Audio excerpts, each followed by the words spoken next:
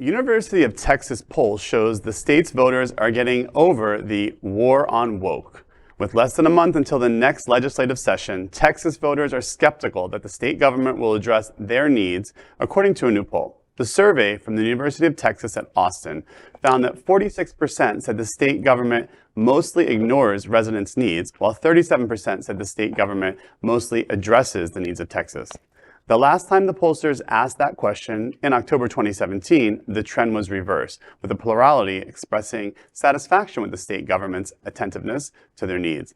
When it came to certain issues that could factor into the next session, which starts January 10th, here's what the poll found. With Republicans looking to punish businesses they deride as woke, the survey asked voters how they would think corporations are handling 6 social issues. More than any issue, respondents said businesses were doing too much, according to LGBTQ+ rights, with 36% holding that view. When it came to the issue, respondents thought businesses were doing too little on climate change led the way with 44%. The poll also found that Texas voters continued to be most focused on the border. 30% of voters called border security or immigration the most important problem facing the state today, far more than any other kind of issue. Inflation/rising prices and political corruption and leadership followed behind at 10% each.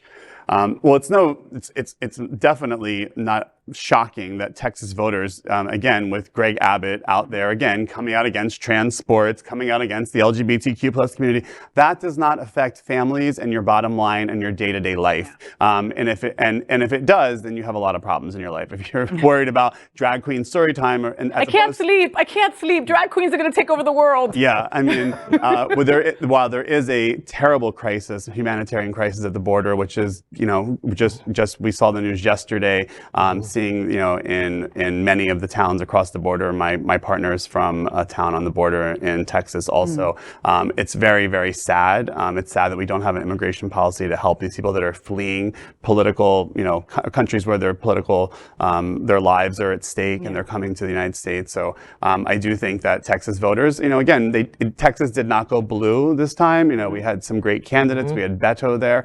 But Texas is, again, I think we're going to continue to see that movement towards a more purple state. Because the Republican side in Texas is not speaking to the needs of what the state is really made up of. Yeah, and who did they survey? I mean, come on, so it's Texas. When you really think about this, I'm like, okay, they surveyed a bunch of white old men. That's who they spoke to when you really think about it, And Beto has a fight ahead of him. I love that man. Yeah. Like, I really do, but he's got an uphill fight. Keep fighting, Beto. Keep on fighting.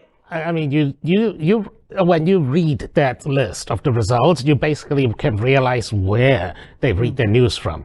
Political corruption, inflation with prices, and crisis at the border. That's basically Tucker Carlson's show every single day. And otherwise, the whole idea of punishing woke, quote unquote, woke businesses, it's so anti-Republican that I'm astounded that it's allowed to continue. I mean, isn't the Republican model is like pro-big business, pro-business, business should do whatever they want, businesses, Romney famously said corporations are people, my friend, and, corporations free speech right. But apparently suddenly corporations are being now deprived of their speech rights if they don't speak what the Sanders and Greg Abbott want to hear. Exactly. LGBTQ+ news is vital for our community and for the broader world as a whole. We have enough enemies at Fox News. Tucker, Sean, and Laura are loud. We need passionate allies. Happening Out television network, Queer News Tonight, and It's Happening Out are literally out of the closet and into the headlines. Our community needs your support. Like this broadcast and subscribe now to ensure the growth of the entire LGBTQ+ community.